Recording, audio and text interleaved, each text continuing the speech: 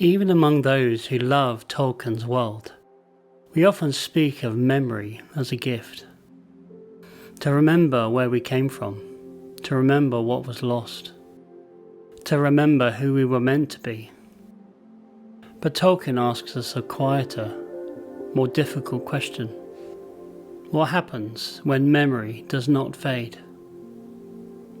What happens when the past remains as sharp as the present, and the world you love most moves on without you? Welcome to the Greyhaven's Hour, a place for listening rather than haste, for reflection rather than argument, where we return to Tolkien's world, not to master it, but to sit with it for a while, and hear what it still has to say. Tonight, we begin with the long listening, a journey through the voices that carry Middle-earth when power fails. For the Elves, the world moves, and it moves both very swift and very slow. This is where the Elves stand, not at the beginning of Middle-earth, and not quite at its end, but watching it pass. For them, time is not a river that carries everything away. It is something they walk beside, watching others pass downstream. They remember the world as it once was, not as legend, but as lived experience. They remember light that has never returned, names that have never been spoken again, beauty that has no echo in the present age. And because they remember, they speak differently. The Elves are not rulers of history. They are its witnesses. They do not shape the world towards some final triumph. This is why Elvish voices so often take the form of song. Not because they are sentimental, not because they wish to decorate the world, but because song is what remains when action no longer can. Elvish song is memory made audible. What cannot be held in stone or law or kingdom is carried instead in voice. A song does not stop the world from changing, but it remembers what the world once was. And so Elvish songs are rarely songs of victory. They are laments, remembrances, farewells spoken before the parting has fully come. They sing of things already lost and of things that are slipping away, even as they are named. This is the language of fading.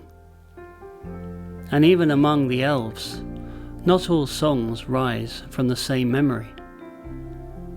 Some sing with remembrance of a light once seen, voices shaped by the two trees, whose beauty they beheld before the world was wounded.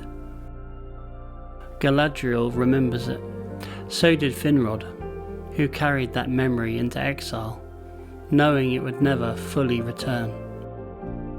Their songs carry longing for something not imagined, but known. Others sing without that remembrance. Thranduil never walked beneath that light, nor did the Elves of the Greenwood. Their love for Middle-earth was not measured against Valinor, but rooted in forests, rivers, and passing seasons. Legolas speaks from that inheritance, a voice shaped by the world as it is, not by memory of what lay beyond it. One voice mourns the fall from light, the other endures without ever having seen it. Both are faithful, both are marked by loss. And together they form a chorus, shaped not by what was promised, but by what must be carried. Their words turn backward, not in despair, but in faithfulness. They do not deny loss, they honour it. Where other peoples answer loss by building walls, towers, monuments meant to endure, the elves answer with voice. Stone cracks, cities fall, even realms of great beauty pass into memory, but a song can cross water. It can pass from age to age.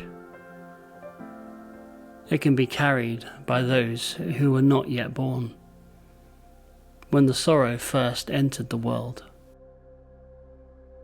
To sing for the elves is to admit a painful truth, that beauty cannot be owned. It can only be loved and then released. This is why Elvish song never seeks to command the world to stay. It does not grasp, it does not bind. It walks beside what is passing and gives it a voice as it goes.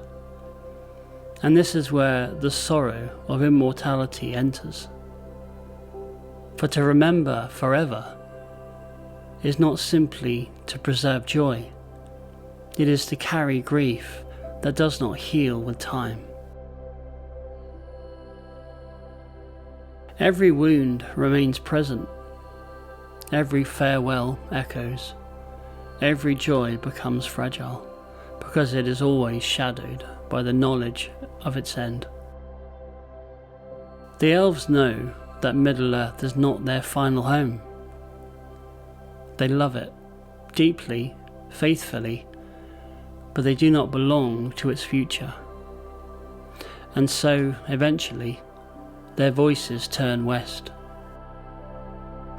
Not in defeat, not in despair, but in release. The West is not an escape from memory. It is the laying down of memory's burden. The song that once preserved what was lost is finally allowed to fall silent. The voice that carried the world's sorrow is permitted to rest. And so the elves depart quietly. They do not shout against the fading of that light. They do not demand that the world remain as it was. They sing, and then they go. This is the first voice of Middle-earth. Memory carried too long. Beauty loved without possession.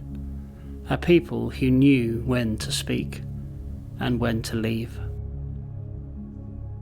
If this reflection stayed with you, there are other voices still waiting to be heard. Not all grief is sung. Some is carried in silence. In the next episode, we will listen to the dwarves and the voice of silence and stone. If these quiet journeys have given you something to carry, please subscribe, like, and share.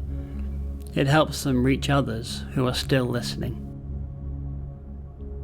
Until next time, may your memory be faithful, may your voice be gentle, and may you know when to sing and when to let go.